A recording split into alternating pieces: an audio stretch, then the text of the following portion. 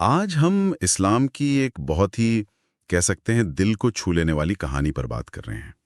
حضرت ابراہیم اور ان کے بیٹے حضرت اسماعیل کی قربانی کا واقعہ۔ ہمارے پاس جو جانکاری ہے وہ اسی پورے واقعے کو تفصیل سے بتاتی ہے۔ یہ صرف ایک قربانی کی کہانی نہیں ہے، یہ ایمان، آزمائش اور اللہ پر یقین کی ایک مثال ہے۔ چلیے اس کو سمجھنے کی کوشش کرتے ہیں۔ ہاں بالکل، اور یہ واقعہ اسلامی تاریخ اور عقیدے کا ایک بہت بنیادی حصہ ہے۔ یہ صرف ایک نبی کی آزمائش نہیں دکھاتا، بلکہ جو ہم عید الاضحیٰ مناتے ہیں اس کی بنیاد بھی یہی ہے۔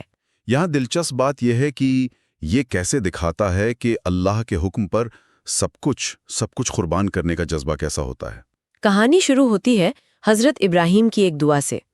کافی عمر ہو گئی تھی اور ان کے کوئی اولاد نہیں تھی، تو انہوں نے اللہ سے دعا کی، جیسا سورہ صفات میں بھی آتا ہے کہ اے میرے رب، مجھے نیک اولاد دے۔ ہاں۔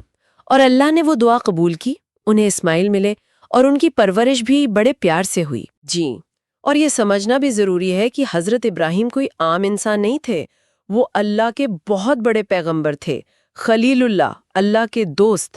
ان کی پوری زندگی توحید یعنی ایک اللہ کی عبادت کے لیے سمرپت تھیں۔ ان کی زندگی میں بہت امتحان آئے، یہ والا شاید سب سے بڑا تھا۔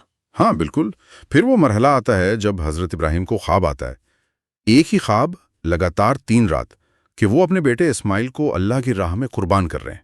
اب پیغمبر کا خواب تو اللہ کا حکم ہی ہوتا ہے، وہ سمجھ گئے، لیکن یہاں ایک بہت دلچسپ بات ہے، وہ سیدھا حکم پورا کرنے نہیں گئے۔ انہوں نے اپنے بیٹے سے بات کی، پوچھا، جیسا سورہ صافات میں ہے، بیٹا میں نے خواب دیکھا ہے کہ میں تمہیں ذبح کر رہا ہوں، تمہاری کیا رائے ہے؟ یہ پوچھنا، یہ اپنے آپ میں بہت بڑی بات ہے۔ بالکل، اور بیٹے کا جواب دیکھیے، یہ ان کے ایمان اور سمجھ کو دکھاتا ہے۔ حضرت اسماعیل نے کہا، ابا جان، آپ کو جو حکم ملا ہے وہ کریے، انشاءاللہ آپ مجھے صبر کرنے والوں میں پائیں گے۔ یہ صرف حکم ماننا نہیں تھا، یہ رضامندی تھی۔ باپ اور بیٹا دونوں اللہ کے حکم کے سامنے بالکل تیار تھے۔ یہ دکھاتا ہے کہ ان کا یقین کس درجے کا تھا۔ اس کے بعد پھر وہ مینا کے میدان کی طرف گئے۔ ایسا کہا جاتا ہے کہ ابراہیم نے اپنے بیٹے کی آنکھوں پر پٹی باندھی تھی، شاید اس لیے کہ وہ باپ کی محبت جو ہے وہ اللہ کے حکم میں رکاوٹ نہ بنے۔ اور جیسے ہی انہوں نے چھری چلانے کا ارادہ کیا، ایک دم اس وقت اسی لمحے اللہ کی طرف سے آواز آئی، جیسا سورہ صفات میں ہے، اے ابراہیم، تو نے اپنا خواب سچا کر دکھایا۔ مطلب اللہ نے ان کی نیت اور ان کی کوشش اس کو قبول کر لیا۔ اسماعیل بالکل محفوظ رہے اور ان کی جگہ قربانی کے لیے جنت سے ایک دمبا میمنا بھیج دیا گیا۔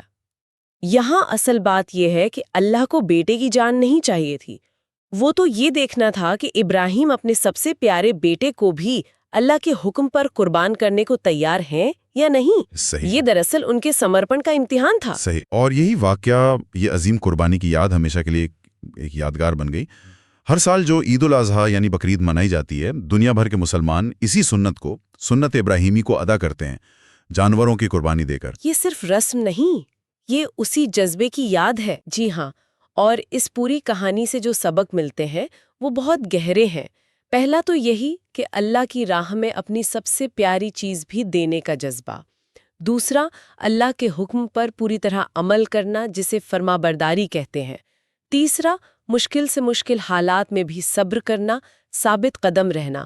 اور چوتھا، یہ یقین کہ جو اللہ پر بھروسہ رکھتا ہے، اللہ اس کے لیے ہمیشہ راستے نکالتا ہے، بہترین راستے۔ تو یہ تھی حضرت ابراہیم اور حضرت اسماعیل علیہ السلام کی قربانی کی کہانی، ایمان، فرمانبرداری، آزمائش اور اللہ کی رحمت کی ایک واقعی عظیم داستان۔ بالکل، اور جاتے جاتے ایک بات سوچنے کے لیے چھوڑ جاتے ہیں، اپنی سب سے قیمتی چیز، سب سے پیاری چیز کو کسی اونچے مقصد کے لیے، اپنے یقین کے لیے قربان کرنے کو تیار ہو جانا۔ یہ چیز، چاہے وہ پرانے زمانے کی بات ہو یا آج کی، کسی انسان کے ایمان اور اس کے سمرپن کی گہرائی کے بارے میں کیا بتاتی ہے، یہ سوچنے والی بات ہے۔